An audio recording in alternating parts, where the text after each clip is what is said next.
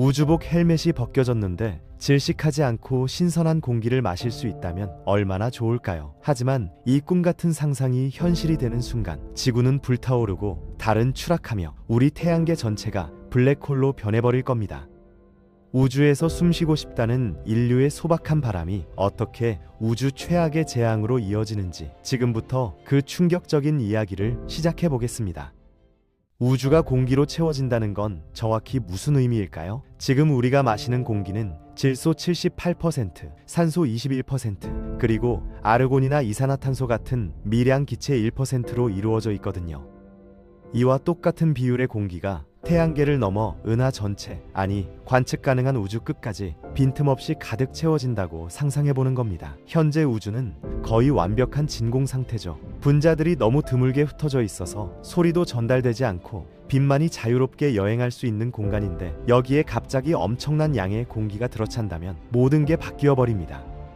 가장 먼저 눈에 띄는 변화는 바로 소리겠죠. 지금까지 우주는 완벽한 침묵의 세계였습니다. 아무리 거대한 폭발이 일어나도, 초신성이 터져나가도 우리는 그 어떤 소리도 들을 수 없었거든요. 진공 상태에서는 소리를 전달할 매질인 공기 분자가 없으니까요. 하지만 공기가 채워지는 순간 모든 게 달라집니다. 태양이 내는 소리를 들을 수 있게 되는 거예요.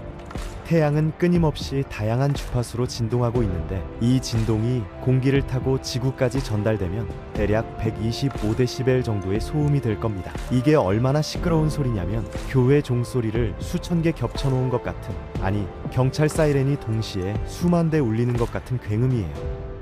그것도 하루 24시간 내내 울려 퍼지는 거죠. 잠을 자려고 해도 귀를 막아도 소용없을 만큼 엄청난 소리가 계속될 테니 지구상의 모든 생명체는 청각을 잃거나 정신을 잃을 수밖에 없을 겁니다.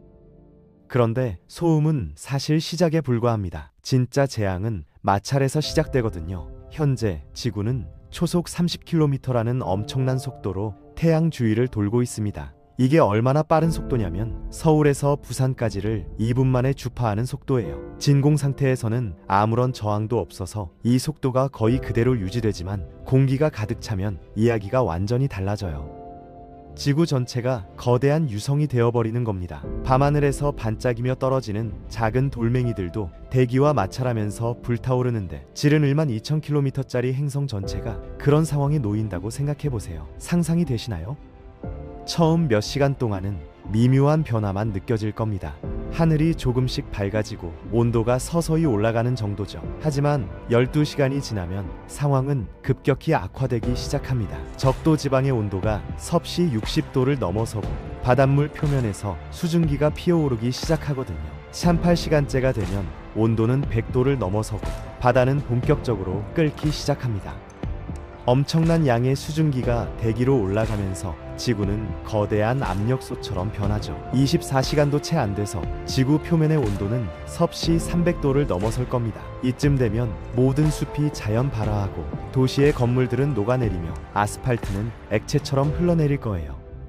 대기압도 급격히 상승해서 살아남은 생명체가 있다 해도 어마어마한 압력에 짓눌려 버릴 겁니다. 우주에서 끌어들이는 공기의 양이 계속 늘어나면서 지구 대기는 점점 더 두꺼워지고 무거워지거든요. 마치 심해 잠수부가 느끼는 것처럼, 아니 그보다 훨씬 더 강한 압력이 모든 것을 짓누를 거예요. 보통 해수면에서 대기압은 1기압인데 공기가 계속 유입되면 이틀 만에 10기압, 일주일이면 100기압을 넘어설 수 있습니다. 100기압이라는 건 수심 1000m 깊이의 압력인데 인간의 몸은 당연히 견딜 수 없죠. 폐가 압착되고 혈관이 터지며 뼈가 으스러질 겁니다. 결국 며칠 안에 지구는 타다 남은 재와 용암으로 뒤덮인 죽음의 행성이 되고 말 거예요. 하지만 불타는 지구도 문제지만 달은 또 어떻게 될까요? 달도 지구처럼 공기 저항을 받으면서 점점 느려지기 시작합니다. 지금은 지구 중력과 달의 궤도 속도가 완벽하게 균형을 이루고 있지만 속도가 떨어지면 이 균형이 깨지는 거죠.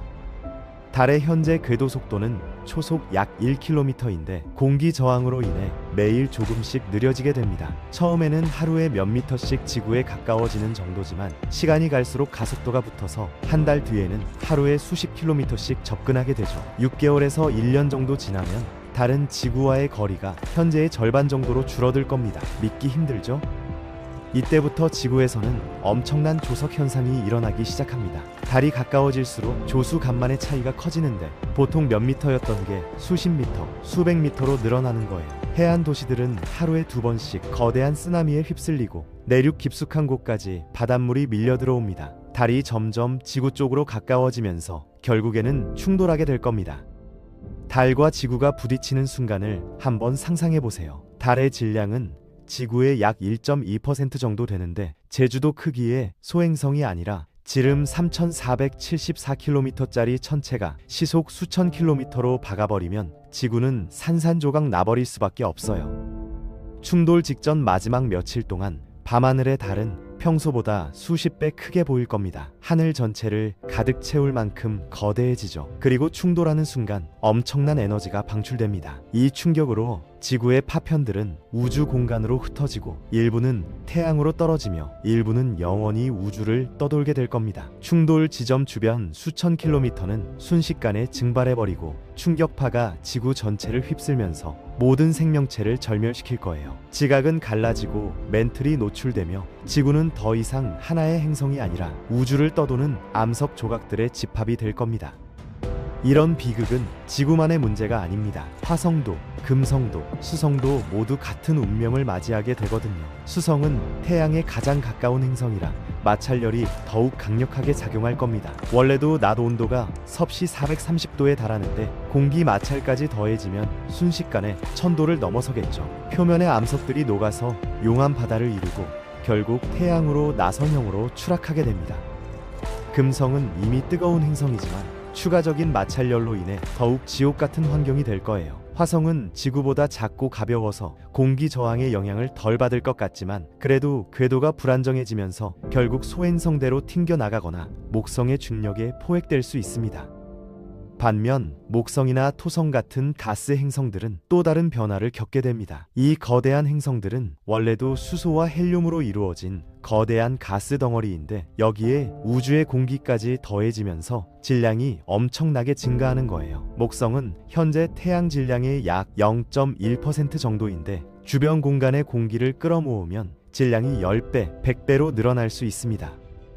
질량이 충분히 커지면 내부 압력과 온도가 치솟아서 핵융합 반응이 시작될 수도 있습니다. 태양처럼 수소를 헬륨으로 융합시키면서 빛과 열을 방출하는 거죠. 그러면 목성이 두 번째 태양이 되어버리는 겁니다. 태양계에 태양이 두 개가 생기는 건데 SF 영화에서나 나올 법한 상황이지만 실제로 일어날 수 있는 일입니다. 그런데 여기서 더 놀라운 일들이 벌어집니다. 은하 전체로 시야를 넓혀보면 별들의 탄생 과정이 완전히 바뀌어 버리거든요. 원래 별은 우주 공간의 가스와 먼지가 중력으로 모여서 만들어지는데 밀도가 높은 곳에서만 형성될 수 있어요. 오리온 성운 같은 곳이 대표적인데 이런 곳들은 주변보다 가스 밀도가 수백 배에서 수천 배 높거든요. 그런데 우주 전체가 균일하게 공기로 채워지면 이런 밀도 차이가 사라져버립니다. 별이 태어날 수 있는 특별한 장소가 없어지는 거죠. 마치 전국이 똑같은 평지가 되어버려서 산이나 계곡이 형성될 수 없는 것과 비슷합니다. 설령 별이 만들어진다 해도 주변에 너무 많은 연료가 있어서 평소보다 훨씬 빠르게 타오를 거예요. 보통 태양 같은 별은 천천히 수소를 태우면서 100억 년 동안 빛나는데 공기가 가득한 우주에서는 주변의 질소와 산소까지 핵융합 반응에 참여하면서 에너지 방출 속도가 수십 배에서 수백 배로 증가할 수 있습니다. 그러면 별의 수명이 몇 천만 년, 심지어 몇 백만 년으로 줄어들겠죠. 우주는 끊임없이 별들이 태어나고 폭발하는 불꽃놀이장이 되어버리는 셈입니다. 하늘을 올려다보면 매일 수십 개, 수백 개의 초신성이 폭발하는 광경을 볼 수 있을 거예요. 은하의 모양도 바뀔 겁니다. 우리 은하수는 아름다운 나선팔을 가진 나선 은하인데 이 구조는 별들과 가스의 밀도 차이 때문에 생기는 거거든요. 밀도가 높은 곳에서는 별들이 모여 있고 낮은 곳에서는 드문드문 있어서 나선 무늬가 만들어지는 건데 공기가 모든 공간을 채우면 이런 밀도 차이가 평준화되면서 나선팔이 흐려지고 결국 은하는 불규칙한 덩어리 형태로 변할 수 있어요. 수십억 년에 걸쳐 만들어진 우주의 질서와 아름다움이 무너지는 겁니다. 마치 정교한 모래성이 파도에 휩쓸려 무너지듯이요. 빛도 제대로 전달되지 못할 거예요. 지금 우리가 망원경으로 먼 은하를 볼 수 있는 건 빛이 진공을 통해 방해받지 않고 날아오기 때문인데, 공기가 가득 차면 빛이 공기 입자들과 부딪히면서 산라되거든요. 안개 낀 날 멀리 보이지 않는 것처럼 우주도 뿌옇게 흐려져 버립니다. 빛이 산란되는 정도는 거리에 비례해서 증가하는데, 백광년 거리에서는 빛의 90% 이상이 산란되어 사라질 겁니다. 1000광년 거리가 되면 거의 100% 가까이 사라지죠. 결국 우리가 볼 수 있는 건 가까운 별 몇십 개 정도뿐일 거예요. 안드로메다 은하나 아름다운 성운들은 완전히 보이지 않게 될 겁니다. 밤하늘은 칠흑 같은 어둠이 아니라 희미하게 빛나는 안개로 뒤덮일 거고요. 천문학자들이 수백 년 동안 관측해온 아름다운 우주의 모습은 영원히 사라지는 겁니다. 그런데 가장 충격적인 건 따로 있습니다. 태양계 전체가 블랙홀이 될 수 있다는 사실이거든요. 태양계의 경계인 헬리오스피어는 태양에서 약 90천 문단위, 그러니까 지구에서 태양까지 거리의 90배, 킬로미터로 환산하면 약 135km 떨어져 있는데, 이 거대한 공간이 공기로 가득 차면 그 질량이 태양 질량의 무려 50억 배에 달한다고 해요. 50억이라는 숫자가 잘 감이 안 오시죠? 태양 하나를 50억 번 복사해서 한 곳에 모아놓은 거예요. 태양의 질량이 지구의 약 33만 배니까 50억 곱하기 33만을 하면 지구 1경 6,500조 개를 합친 무게가 되는 겁니다.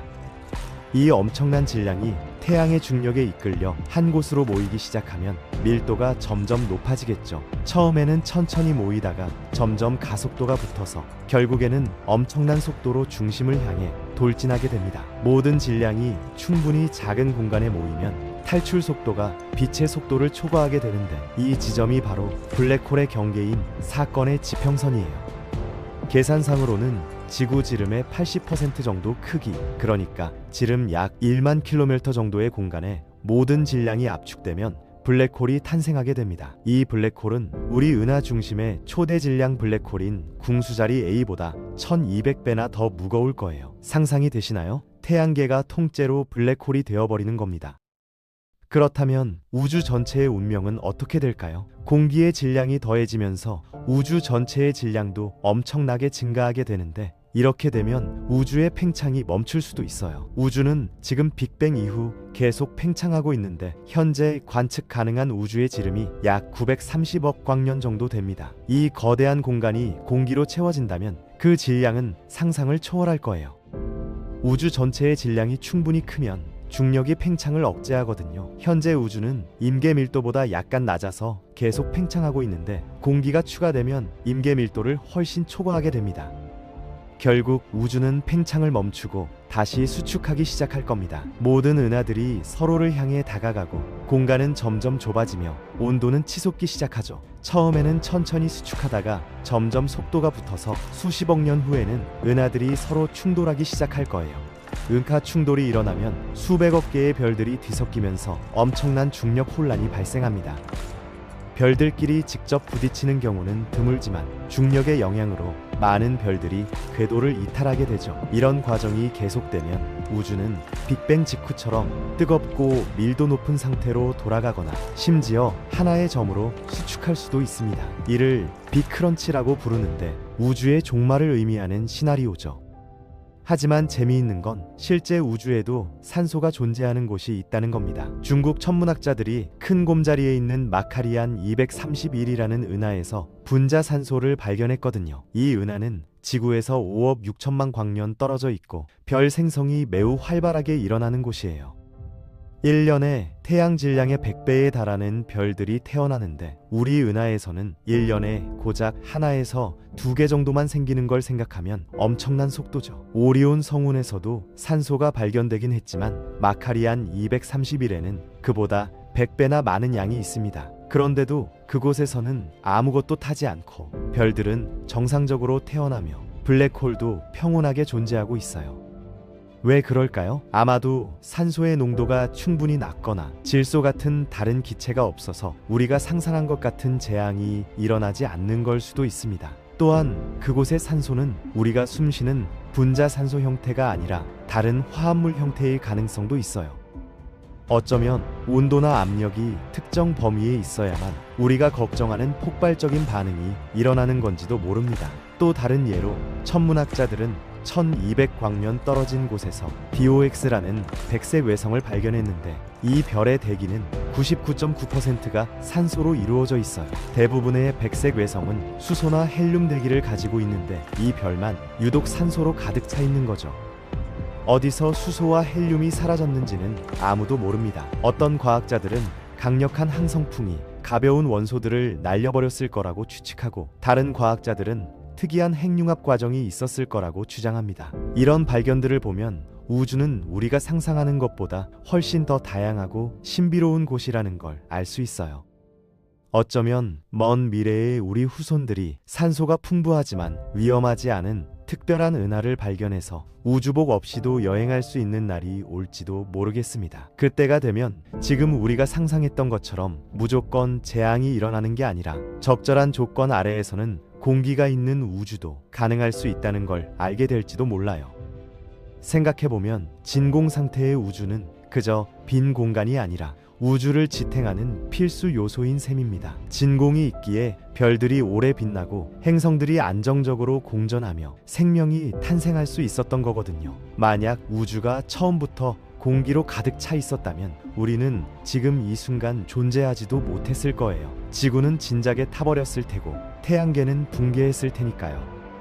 우주의 침묵이, 그 광활한 빈 공간이 사실은 생명의 조건이었던 겁니다. 이렇게 보면 우주의 진공은 텅 빈 무의미한 공간이 아니라 우주가 우리에게 준 가장 소중한 선물인지도 모릅니다. 우주복 헬멧을 벗고 싶다는 그 꿈 같은 상상이 실현되는 순간 모든 것이 끝나버린다는 역설말이에요.